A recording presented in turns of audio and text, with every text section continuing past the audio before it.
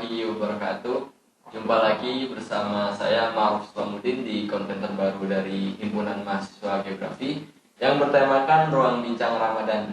Alhamdulillah kita masih bisa diberikan kesempatan di bulan yang suci ini, yaitu bulan Ramadan, dan kita di dalam kegiatan ini kita mengundang beberapa narasumber dan sudah ada bersama saya yaitu Ustadz Abdul Fattah. Bagaimana kabarnya Ustadz? Alhamdulillah sehat. Alhamdulillah sehat. Gimana Ma'ruf kabarnya? Alhamdulillah sehat Ustadz. Nah, di kali ini kita akan membincangkan Ustadz terkait dengan memaknai malam Lailatul Qadar di bulan suci Ramadan di masa pandemi Covid-19 ini ya Ustadz. Kan kita tahu nih Ustadz, sekarang kita masih dalam masa yang kritis ya, masa pandemi, di mana kita sangat sulit beraktivitas gitu Ustadz. Nah, untuk itu saya mau bertanya nih Ustadz terkait dengan bulan suci Ramadan yang terkait Lailatul Qadar.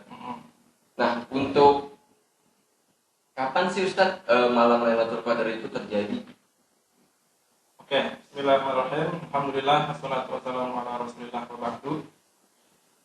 Terkait dengan pertanyaan Ma'ruf, kapan malam Lailatul Qadar itu terjadi gitu ya. Nah, ini Ma'ruf dan juga teman-teman perlu tahu bahwa yang pertama yang namanya malam Lailatul Qadar itu sudah dipastikan adanya di bulan suci Ramadan. Itu yang pertama ya. Jadi kita yakini dulu bahwa Lailatul Qadar itu adanya di bulan suci Ramadan. Sebagaimana Allah Subhanahu wa taala berfirman, "Inna anzalnahu fi Lailatul Qadar." Ini konteksnya adalah tentang peristiwa diturunkannya Al-Qur'an. Dan kita tahu dari sejarah bahwa diturunkannya Al-Qur'an yaitu di bulan suci Ramadan, gitu kan ya.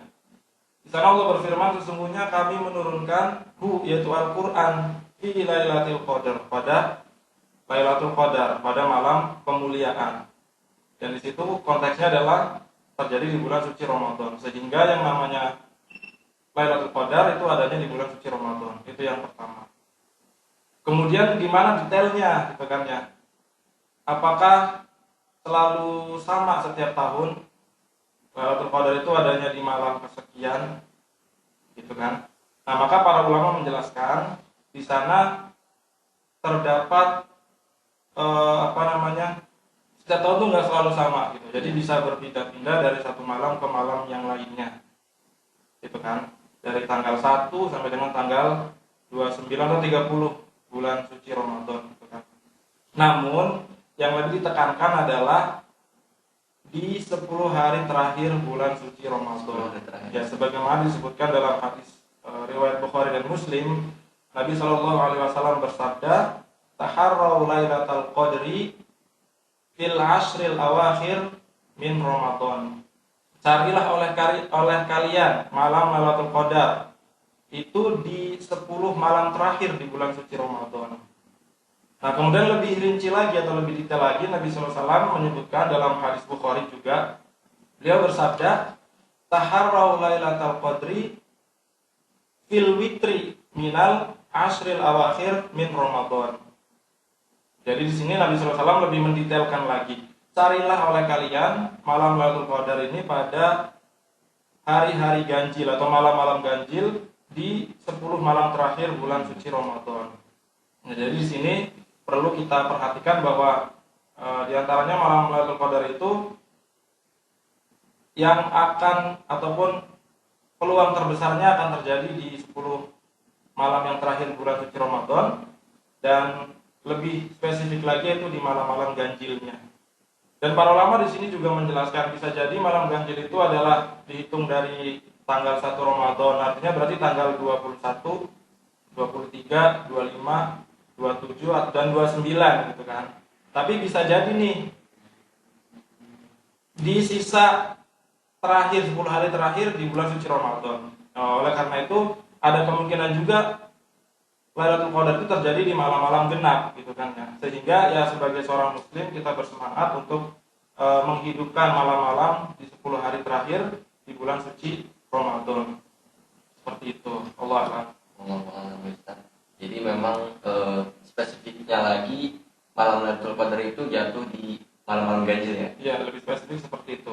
Iya. Jadi untuk keistimewaannya sendiri apa sih Ustaz dari malam Lailatul Qadar itu? Nah, keistimewaan malam Lailatul Qadar tentu merupakan sesuatu hal yang sudah kita ketahui bersama ya. Di antaranya yang pertama, di situ adalah malam diturunkannya Al-Qur'an. Kita tahu Al-Qur'an adalah kitab Allah Subhanahu wa taala yang paling mulia yang diturunkan kepada manusia yang paling mulia melewati malaikat yang paling mulia, malaikat Jibril gitu kan. Kemudian juga di tempat yang mulia di kota Mekah.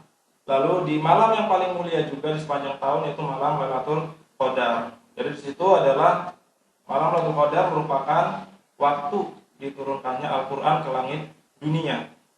Kemudian Al-Qur'an ini diturunkan kepada Nabi Muhammad SAW secara berangsur-angsur sesuai dengan kebutuhan pada masa itu gitu kan. Itu yang pertama. Lailatul Qadar adalah waktu diturunkannya Al-Qur'an. Nah, kemudian yang kedua, ini sebagaimana Allah Subhanahu wa taala berfirman, "Inna anzalnahu fi lailatin mubarakah." Allah berfirman, sesungguhnya aku menurunkan ia yaitu Al-Qur'an pada malam yang penuh berkah. Sehingga malam Lailatul Qadar disifati dengan penuh keberkahan. Kemudian di dalamnya juga terdapat penetapan takdir selama 1 tahun. Allah berfirman di lanjutan ayat, di ayat yang keempat surat Ad-Dukhan, "Fiha yufraqu kullu amrin hakimin." Pada malam itu dijelaskan perkara-perkara dengan penuh kebijaksanaan. Maksudnya adalah pencatatan takdir selama 1 tahun. Kemudian di antara keistimewaannya juga disebutkan dalam surat Al-Qadar ya, tentu kita juga sudah menghafalkan, teman-teman juga sudah hafal. Allah Ta'ala berfirman, Bismillahirrahmanirrahim, "Inna anzalnahu fi lailatul qadar." Sesungguhnya kami telah menurunkan ia Al-Qur'an pada malam Lailatul Qadar. Sudah kita bahas barusan, kan? Itu waktu turunkannya Al-Qur'an. Kemudian apa lagi setelah itu? Wa ma adraka ma Lailatul Qadar. Apa yang dimaksud dengan Lailatul Qadar? Kemudian Allah berfirman, "Lailatul Qadri khairun min alfi syahr." Jadi Lailatul Qadar itu lebih utama. Jadi Allah tidak mengatakan seperti, tetapi di sini khairun, lebih utama. Min alfi syahr dibandingkan 1000 bulan. Atau kalau kita konversi ke tahun sekitar 83 tahun gitu ya. Jadi maaf dan teman-teman, kalau beribadah di bulan suci Ramadan ya, maksudnya di malam Lailatul Qadar itu lebih baik pahalanya ketimbang beribadah selama 83 tahunan di luar di luar malam Lailatul Qadar. Gitu. Jadi itu diantara keistimewaannya. Kemudian yang berikutnya juga ada lagi nih teman-teman, yaitu Nabi SAW bersabda, "Man qoma Lailatul Qadri imanan wa ihtisaban, ghufira lahu ma taqaddama min dzambi." Barang siapa yang mengerjakan sholat malam pada malam Lailatul Qadar, maka diampuni dosa-dosanya dengan syarat iman dan ihtisaban, yaitu beriman, meyakini kebenarannya, dan juga ihtisaban, mengharapkan pahala kepada Allah Subhanahu wa taala. Nah, seperti itu kurang lebihnya tentang keutamaan Lailatul Qadar, dan masih banyak lagi sebetulnya. Jadi kita beribadah seakan-akan seperti 1000 bulan ya Ustaz. Bahkan lebih, karena Allah berfirman khairun. Lebih utama, lebih baik.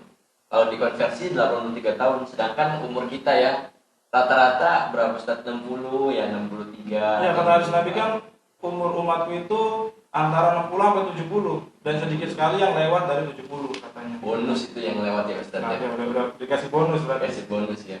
Jadi memang teman-teman banyak sekali gitu keutamaan dari malam Lailatul Qadar ini.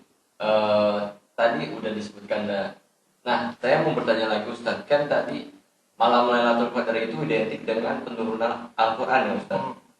Nah, apakah ada amalan gitu, amalan terkait dengan di malam Lailatul Qadar selain membaca Al-Qur'an, ada lagi nggak amalan yang bisa kita lakukan Ustaz? Nah, ini pertanyaan yang bagus ya untuk Ma'ruf dan teman-teman. Jadi amalan apa sih yang bisa kita lakukan untuk menggapai gitu ya Lailatul Qadar? Yang pertama memang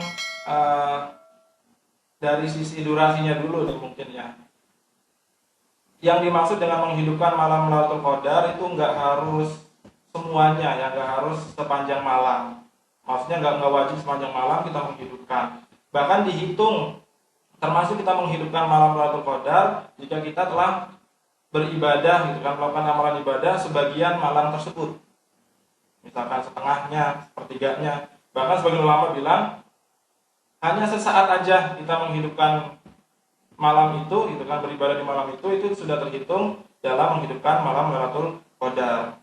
Di antaranya para ulama menyebutkan ketika seseorang melaksanakan sholat Isya secara berjamaah. Itu pun termasuk kita menghidupkan malam, melaksanakan sholat Isya berjamaah. Kemudian bertekad kuat di malam harinya untuk melaksanakan sholat subuh berjamaah. Itu pun bahkan sudah termasuk mendapatkan bagian dari Lailatul Qadar, kata para ulama. Namun tentu yang lebih utama adalah kita bisa menghabiskan malam tersebut penuh dengan ibadah kepada Allah. Di antaranya yang paling utama adalah Allah alam ini adalah mengerjakan ibadah sholat ya. Karena tadi Nabi SAW bersabda, "Man qoma Ramadhana imanan wa ihtisaban, ghufira lahu ma taqaddama min dzambi." Jadi ini ada hadis khusus untuk melaksanakan ibadah sholat, menghidupkan Lailatul Qadar dengan cara sholat. Barang siapa yang mengerjakan sholat Lailatul Qadar, itu kan yang man qoma Lailatul Qadri imanan wa ihtisaban, dengan penuh keimanan dan juga mengharap pahala, ghufira lahu ma taqaddama min dzambi, maka akan diampuni dosa-dosanya yang telah lewat. Yang pertama. Nah, kemudian tentu saja karena bulan suci Ramadan pada umumnya itu yang merupakan bulan Al-Qur'an, ya jadi kita harus semangat juga membaca Al-Qur'an. Kita lebih kencengin lagi baca Al-Qur'annya. Kita banyakin lagi, kuantitasnya banyakin, kualitasnya juga banyakin, kalau bisa sambil ditadaburi supaya bermanfaat buat kita gitu kan. Terus juga memperbanyak zikir. Zikir apa saja yang sering orang lupain ya. Ya, kita juga bisa menggunakan atau memanfaatkan malam tersebut untuk banyak berzikir kepada Allah Subhanahu wa taala. Jadi seperti itu diantara amalan yang bisa kita lakukan. Kemudian ada satu lagi nih. Ini adalah doa yang diajarkan oleh Rasulullah kepada istri beliau, yaitu Ibunda Aisyah radhiyallahu taala anha, ketika Ibunda Aisyah bertanya, kira-kira doa apa nih yang bisa kita amalin ketika malam Lailatul Qadar. Jadi teman-teman juga mestinya bisa mencontoh dan melaksanakannya ya. Kemudian beliau mengajarkan suatu doa yang kita pun sudah sering dengar, yaitu Allahumma innaka afuwun tuhibbul afwa fa'fu anni. Sekali lagi, Allahumma innaka afuwun tuhibbul afwa fa'fu anni, yang artinya Allahumma ya Allah, innaka afuwun, sesungguhnya engkau itu maha pemaaf, tuhibbul afwa, engkau juga mencintai orang-orang yang meminta maaf, fa'fu anni, maka maafkanlah aku, maka ampunilah dosa-dosaku. Jadi diantaranya itu ya, mengerjakan sholat wajib, sholat sunnah gitu kan, sholat malam, kemudian membaca Al-Quran, berzikir, dan juga banyak doa Allahumma innaka afuwun tuhibbul afwa fa'fu anni. Kayak gitu harus. Jadi Bisa ya Mas ya? bisa, insya Allah nih teman-teman juga bisa mengamalkan tadi seperti apa yang dikatakan Ustadz. Banyak sekali memang ya Ustadz amalan-amalan yang bisa kita lakukan pada malam Lailatul Qadar gitu ya Ustadz ya. Banyak sekali memang, utamanya kalau sayang gitu ya Ustadz, karena kita juga tidak mengetahui nih teman-teman. Mungkin tahun depan kita bisa berjumpa lagi atau tidak berjumpa, kita kan tidak tahu, wallahu alam ya Ustadz. Jadi kita maksimalkan ya Ustadz, bukannya makin kendor nih 10 malam terakhir, tapi kita maksimalkan dengan amalan-amalan yang tadi sudah dikatakan oleh Ustadz gitu ya. Nah untuk sebenarnya ada nggak sih Ustadz ya, kan sekarang lagi masa pandemi nih, orang-orang pada males gitu Ustadz. Gimana sih cara biar kita nggak males gitu, terutama untuk membaca Al-Quran gitu Ustadz. Apalagi kan kalau sekarang itu orang udah pegang gadgetnya masing-masing Ustadz. Ya, itu dia. Gimana cara ngatasin kemalesan? Nah, ya itu. Ya ini memang suka terjadi ya di kalangan Para remaja nih para- khususnya, ya, saya dan muda. teman-teman mungkin yang menonton. Yang pertama, yang pastinya ini yang paling utama ya, yaitu dari diri kitanya dulu. Seperti biasa jawabannya gitu kan, dari dalam diri kita dulu nih. Kita harus berilmu dulu bahwasanya dalam bulan suci Ramadan merupakan bulan yang mulia. Di sana terdapat penurunan atau waktu turunkannya Al-Quran, sehingga disebut dengan bulannya Al-Quran. Sehingga teman-teman harusnya lebih bersemangat untuk membaca, mentadaburi Al-Quran, gitu kan ya. Kemudian juga kita harus tahu dulu nih teman-teman bahwa pahala membaca Al-Quran di bulan suci Ramadan itu berbeda dengan pahala membaca Al-Quran di luar bulan suci Ramadan. Nah kalau udah tahu gitu kan, kita jadi semakin semangat nih. Ternyata akan lebih banyak pahalanya. Sedangkan Nabi bersabda kalau misalkan membaca satu huruf dalam Al-Quran itu pahalanya 1, dilipat gandakan jadi 10. Itu kalau misalkan dibaca di hari-hari biasa. Nah sekarang kalau misalkan di bulan suci Ramadan akan lebih lagi dilipat gandakannya. Apalagi malam Lailatul Qadar yang dikatakan khairun min alfi syahr, lebih baik daripada 1000 bulan. Yang pertama kita tahu dulu itu gitu ya.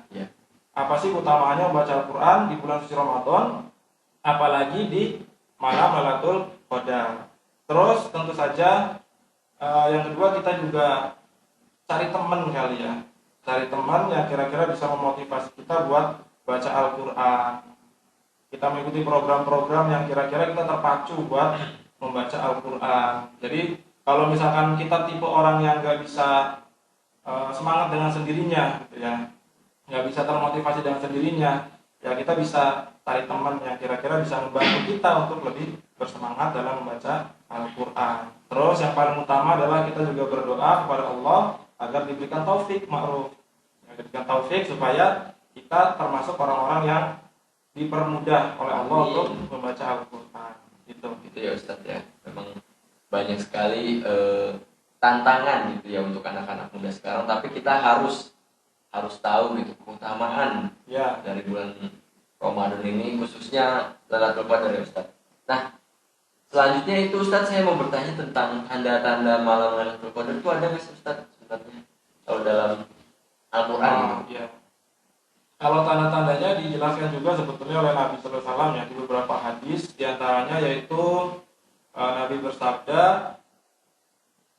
Lailatul Qadri Lailatun Samha. Yang namanya Lailatul Qadar itu adalah malam yang lembut, kemudian tolaqah dan juga cerah. Kemudian la harata wala barida. Di sana tidak terasa panas, enggak juga dingin. Gitu kan? Kemudian tusbihus syamsu. Kemudian paginya itu matahari dia itu